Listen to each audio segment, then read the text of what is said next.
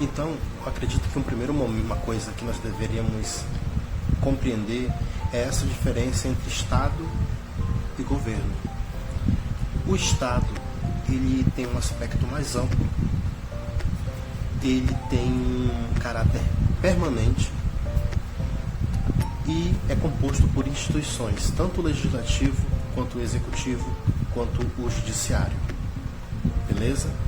O governo, ele é um aspecto mais específico, tem um caráter provisório, e o governo, ele geralmente tem a ver com aspectos relacionados a um programa, a um projeto de determinado grupo político. Nós poderíamos chamar de partido, de forma bastante como um exemplo disso tudo, né? Então, um partido ou um grupo político assume determinado setor do Estado, né? Ele pode encaminhar, dar um tom para a maneira com que o Estado vai funcionar. Só que o Estado é muito mais que um governo, né? O Estado, ele é composto dessas instituições. Então, os governos passam e o Estado permanece. Beleza?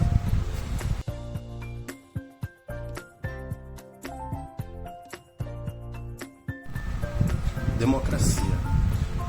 É importante nós diferenciarmos a democracia grega para as democracias modernas. É importante entender que a democracia surgiu na Grécia. Então, os gregos, ninguém pode tirar esse legado dos gregos. E como era a democracia entre os gregos? Obviamente que tinha muitas limitações, né? A democracia é uma palavrinha que tem por significado demo, mas cracia, né? Demo, povo, cracia, governo.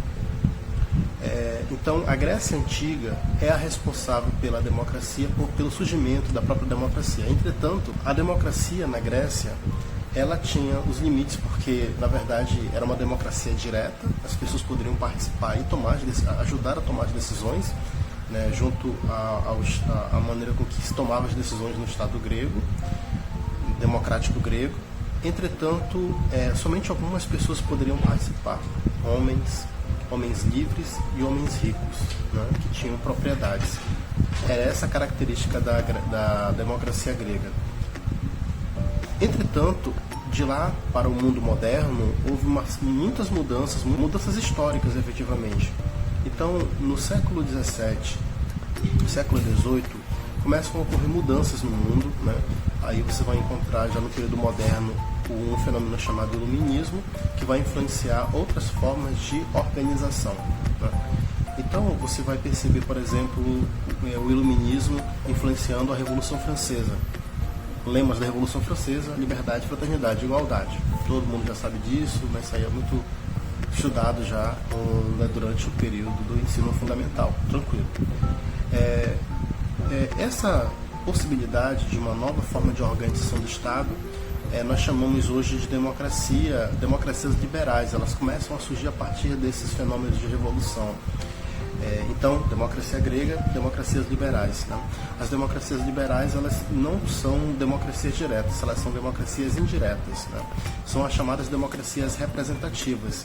Vocês elegem um representante, e esse representante ele tem a possibilidade de tomar decisões em nome do povo, né? Mas, de qualquer forma, ele é a representação do povo junto a determinadas instâncias de decisão, né? Então, essas democracias que nós chamamos de democracias liberais, elas têm uma diferença com a democracia grega, né, que era uma democracia direta, e agora nós temos uma democracia indireta, uma democracia chamada representativa, né? Então, eu diria que essa seria uma diferenciação entre democracias gregas e democracias modernas. Beleza?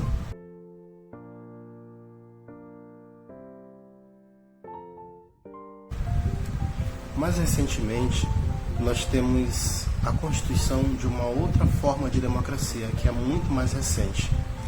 Essa democracia, ela busca fazer uma crítica às democracias chamadas liberais, que trouxeram para nós uma série de promessas que foram se esgotando, né?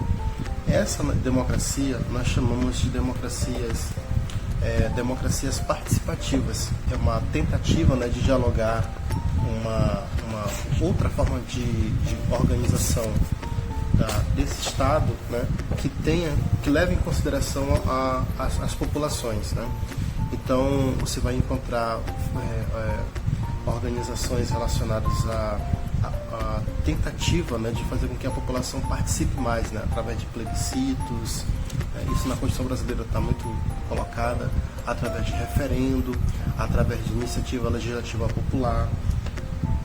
Isso tudo tem na nossa legislação, tá? Tem na nossa Constituição, né? Então, são tentativas de fazer com que a população participe mais, né? Conselhos são fundamentais, né? Vocês devem saber e conhecer vários conselhos que existem em vários setores da sociedade. Conselho de saúde, né? Conselho educacional. Toda escola tem o seu conselho, tá? Ou seja, o conselho, ou seja, através, por exemplo, da associação de pais e mestres, né, que se não funciona, deveria funcionar. O conselho de saúde, o conselho de educação, como eu falei agora há pouco. Então, você vai encontrar hoje uma tentativa de fazer com que as pessoas participem mais, né, através desses vários conselhos que permeiam os ambientes, né, de organização do Estado, né. Então, são tentativas de fazer com que as pessoas participem mais da democracia, consigam se colocar diante de condições de decisão, né? Então, acho que mais recentemente essa democracia ela tem surgido, essa nomenclatura, democracia participativa, tá bom? Então, novamente falando, democracia grega, que você já sabe as características, democracias chamadas democracias liberais, e agora as chamadas democracias participativas. Mas essas democracias participativas, essa nomenclatura, ela ainda é muito recente. Talvez vocês não encontrem isso em determinadas provas por aí, né? Mas, assim, evidentemente, democracia grega, democracias liberais ou democracias representativas, elas certamente estarão nas provas que vocês vão fazer, tá bom?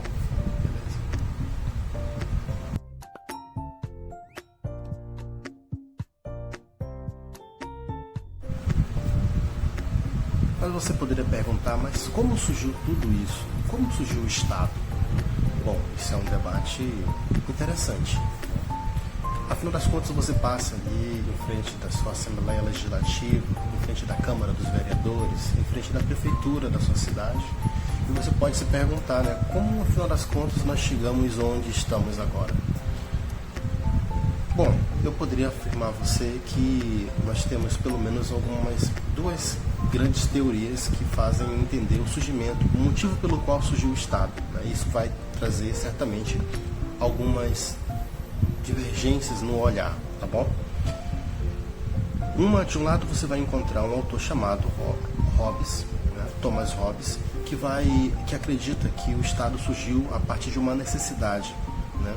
Entendendo que os homens são maus, o Estado surge para garantir a proteção da maldade dos homens, né?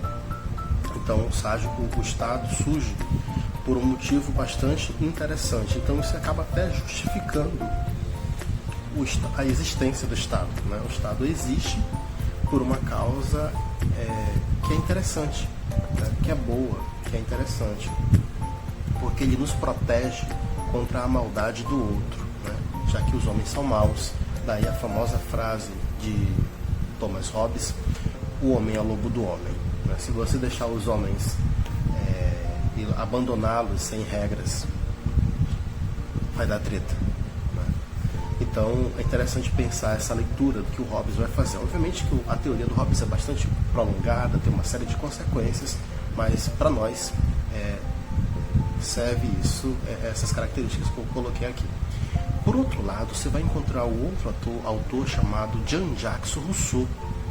O Jean-Jacques Rousseau acredita que o Estado ele surge para garantir a dominação de grupos em relação a outros. Então, a avaliação de Jean-Jacques Rousseau é que o Estado surge a partir de um aspecto negativo, né? O Estado não surge para garantir a proteção de um homem em relação ao outro. Ao contrário, serve para garantir que determinadas condições de poder sejam garantidas a um grupo e não a outro, né? Então essa é a ideia que o Jean-Jacques Rousseau propõe para o surgimento do Estado. Então nessa avaliação, o Estado tem um caráter negativo, né? Jean-Jacques Rousseau acaba dando bases, acaba dando condições para pensamentos, correntes de pensamento, como o anarquismo, até mesmo o comunismo. Não surgiu o comunismo a partir dele, mas ele consegue dar condições de pensar um comunismo e um socialismo, né? Já que a ideia de que o Estado ele surge para garantir a dominação de homens, de grupos sobre outros grupos, né? Então, se o Estado serve só para isso, é bom que a gente possa aboli-lo, né? E garantir as condições de que os homens possam se relacionar sem a existência do Estado, né? Então, são duas teorias diferentes, tá? De um lado, Thomas Hobbes, de outro, Jean-Jacques Rousseau. Eles ali disputam essa leitura, essa narrativa acerca do surgimento e da função que o Estado tem em nossa sociedade. Beleza?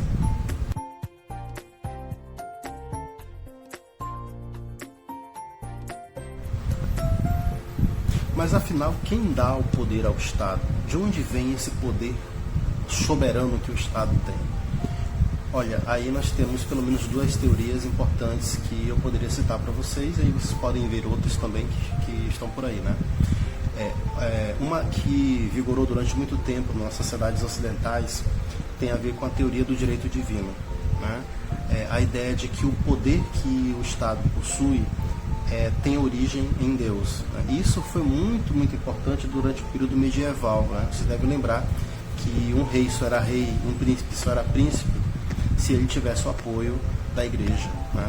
Então, qual era o argumento da igreja? Era que o poder o poder não é dos homens, o poder é de Deus. Então, se um indivíduo tem poder, é porque assim Deus o deu, né? O atribuiu. Então, quem era representante de Deus na Terra? A igreja. Então, somente a igreja poderia indicar quem poderia exercer poder sobre o outrem, né? Então, por isso que era importante essa relação entre igreja e Estado, né? Estados, principalmente estados autoritários, estados em que o poder estava concentrado nas mãos de um indivíduo ou de uma família, tá bom? Então, de onde é que vem o poder diante dessas condições? Vem de Deus, né? Então, essa é a teoria do direito divino. Por outro lado, já entrando no mundo moderno, a partir do século XIV, século XV, século XVI e em diante, você vai encontrar já a teoria dos contratualistas, né? A ideia dos contratualistas é a seguinte: o poder não vem de Deus, né? Então, o indivíduo que tem poder não é porque ele tem um poder que Deus o deu a ele, né? Na verdade, é o contrário. Na verdade, o poder de um indivíduo, ele o tem por causa que as pessoas dão condições para que ele tenha poder. Então, o poder ele é oriundo de um contrato entre os homens, né, que dão condições para que outrem tenha poder, né? Então, a ideia de que o poder ela vem de um contrato social, ela é dada pela sociedade e não por Deus, né?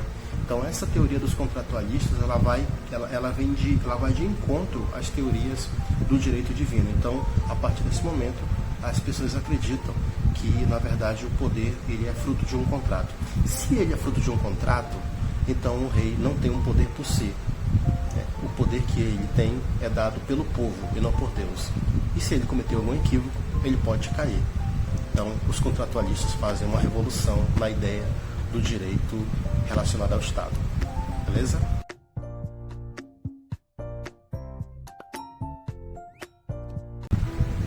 Diante da teoria do Estado, nós poderemos analisar um Estado específico organizado historicamente, que é o chamado Estado moderno. Esse Estado moderno, ele passa a ter essas características a partir ali do século XV, século XVI, que é basicamente o Estado onde nós vivemos atualmente, né? O Estado moderno, ele se caracteriza por uma ordem jurídica. Ele se caracteriza por pela sua própria organização. E aí eu poderia dividir aí dois grandes autores que vão fazer essa avaliação, né? Por um lado, você vai encontrar o Weber, que tem uma teoria maravilhosa sobre a ideia da organização do Estado moderno, e na avaliação do Weber ele vai entender que o Estado moderno se caracteriza por dois fatores principais. O primeiro é um aparato administrativo, né? Principalmente a partir da ideia de uma organização burocrática que organiza a vida da sociedade. Então, essa é uma característica fundamental do Estado moderno. Há uma organização das coisas, da vida das pessoas, né? Principalmente porque há uma demanda para que isso ocorra, principalmente para o desenvolvimento da economia e do capitalismo. Hoje, eu acho que isso fica muito evidente, né? Porque os negócios eles precisam ser feitos em cima de um cálculo, né? Afinal das contas, os grandes capitalistas não compram a soja no Brasil baseado numa possibilidade, né? Na verdade, eles tentam garantir o máximo possível a condição de compra dessa soja. Então, isso precisa de previsibilidade, né? Então, para isso, tem que ter um corpo administrativo que possa organizar isso. Ponto. A segunda característica colocada por Weber, talvez seja uma característica fundamental para entender o Estado moderno, que é o exercício do monopólio legítimo da força. Então, isso significa o seguinte, significa que nem eu, nem você podemos utilizar a força para obrigar ninguém a nada, né? Eu não posso utilizar a força para matar alguém, né? Por isso que só quem pode matar é o Estado. O Estado que tem esse monopólio legítimo da violência, né? Da possibilidade de obrigar alguém a fazer determinada coisa. Por isso que ele é muito perigoso. Então, o Estado moderno, ele se caracteriza por isso, né? Ele pode obrigar você, a partir da força, a partir da violência, a praticar determinados atos, ou a não praticar outros atos, como eu falei agora há pouco, como não matar, né? Então, eu não posso matar ninguém, eu não tenho legitimidade para fazer isso, né? É como se eu pudesse matar 10 pessoas e não fosse preso. Não, quem matou fui eu que matei. Ah, beleza, então tudo tranquilo, pode ir embora para sua casa. Não. Eu não posso fazer e você não pode fazer. Só quem pode fazer isso é o Estado. Somente ele pode resguardar essa possibilidade, pode prender, pode inclusive utilizar a violência para isso. Por isso que é muito perigoso o Estado em si ter essa força. Quem estiver à frente do Estado e puder usar essa violência é muito poderoso, né? Na nossa Constituição, não à toa, nós temos o artigo 5º da Constituição que nos protege contra essa violência do Estado. Então, importantes essas características dadas por Weber.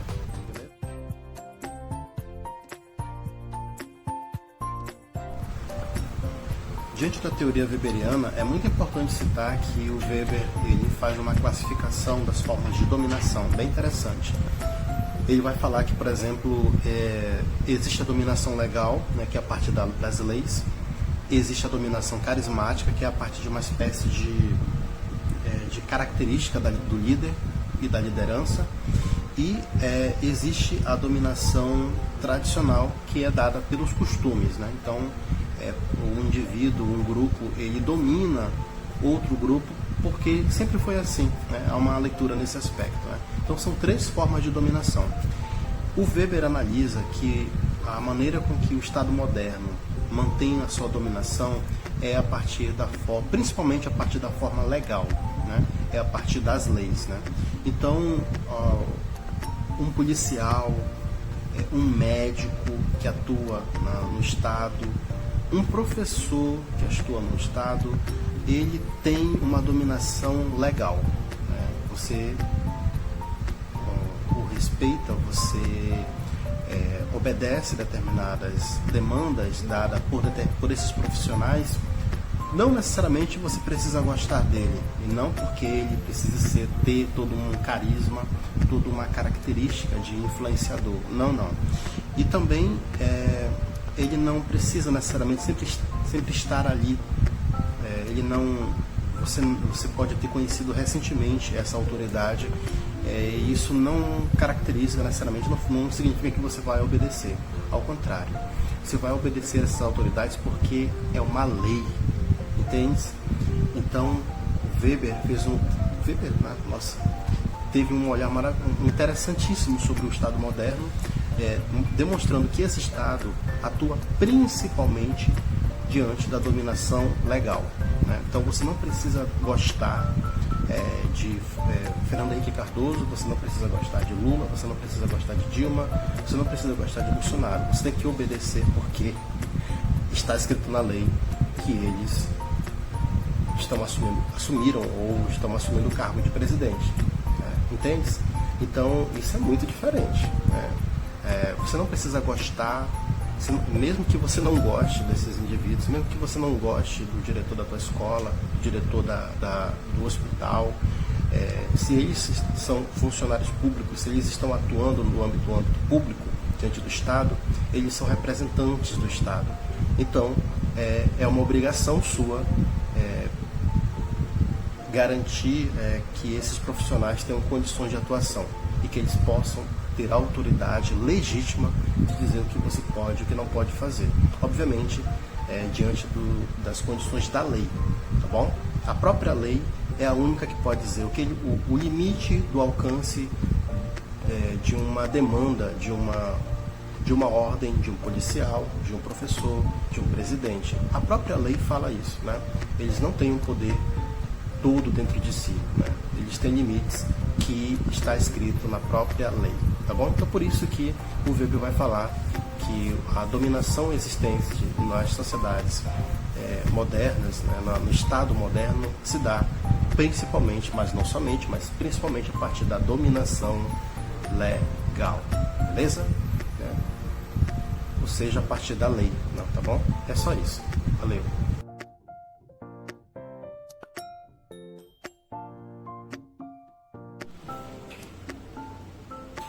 Por outro lado, nós temos a teoria de Marx e Engels. Segundo esses autores, o Estado moderno, mas o Estado moderno principalmente, ele serve apenas como uma forma de dominação de uma classe sobre a outra. Lembram que vocês devem ter estudado isso em outros momentos. Tanto Marx quanto Engels possuem a teoria das classes sociais, né? De um lado a burguesia, de outro os proletários. Na avaliação desses autores, então, o Estado apenas serve para manter a dominação das classes subalternas. Então, o Estado serve como um instrumento de controle da classe dominante em relação às classes dominadas, da burguesia em relação aos proletários, né? Dos opressores em relação aos oprimidos. Essa é a principal ideia do motivo pelo qual, para que serve o Estado e principalmente o Estado moderno. É possível avaliar também que na leitura do próprio Engels, ele vai entender que em determinado momento o Estado ele sirva como mediador entre essas classes, né? Aí ele vai citar como exemplo as monarquias absolutistas do século XVII e século XVIII e até o bonapartismo do período do primeiro império francês, né? Ele vai falar que essas duas formas de Estado ficavam jogando os proletários contra a burguesia, né? Mas é apenas um exemplo, uma exceção, por assim dizer, no ambiente histórico, na avaliação do Engels, tá bom? Mas a teoria clássica, o entendimento clássico desses dois autores é que o Estado ele serve apenas como forma de controle de uma classe sobre a outra, tá bom? Então é isso. Obrigado.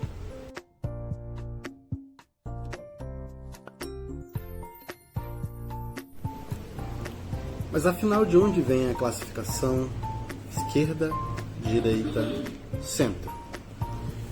Na verdade, historicamente falando, ela surge a partir da Assembleia Nacional Francesa, ali por volta da Revolução Francesa propriamente dita, onde a direita da Assembleia sentava aos parlamentares da Gironda. Esses parlamentares representavam a alta burguesia francesa e eram defensores da propriedade privada, da liberdade de negócios. À esquerda da Assembleia Nacional sentavam os jacobinos. Os jacobinos eram representantes da pequena burguesia e defensores dos direitos dos trabalhadores urbanos e camponeses. Eram entendidos como radicais. Ao centro sentavam os parlamentares das planícies. Esses parlamentares, eles, embora representassem também a alta burguesia, mas tentavam mediar essa disputa entre esquerda e direita, né? Então, historicamente, isso serviu como baliza, como uma forma de buscar classificar a postura dos grupos políticos em várias partes do mundo. Então, de certo modo, a esquerda hoje, nós podemos dizer que são a luta os grupos que lutam por igualdade, por justiça social, por direito dos trabalhadores, né, pelos mais desfavorecidos. Geralmente, essa questão da esquerda está muito vinculada aos partidos que têm proximidade ali com o debate do socialismo e do comunismo. Não dá para entrar nessa aula nesse ponto, mas basicamente isso, né? Podemos trabalhar em outro aspecto. E à direita, geralmente, nós podemos classificar os grupos que defendem as elites econômicas dos países capitalistas, dos países, dos locais, né? E mais ao centro, os grupos também que buscam, embora sejam representantes dos grupos das elites e da burguesia, que é chamada burguesia nessa classificação, tentam mediar essa disputa entre esquerda e direita com um discurso de uma preocupação social, né, e daquilo chamada paz social, né? Então, aí ficam mais ou menos essa forma de classificação dos grupos políticos ou dos partidos políticos à direita, à esquerda e ao centro, né? Então, é isso.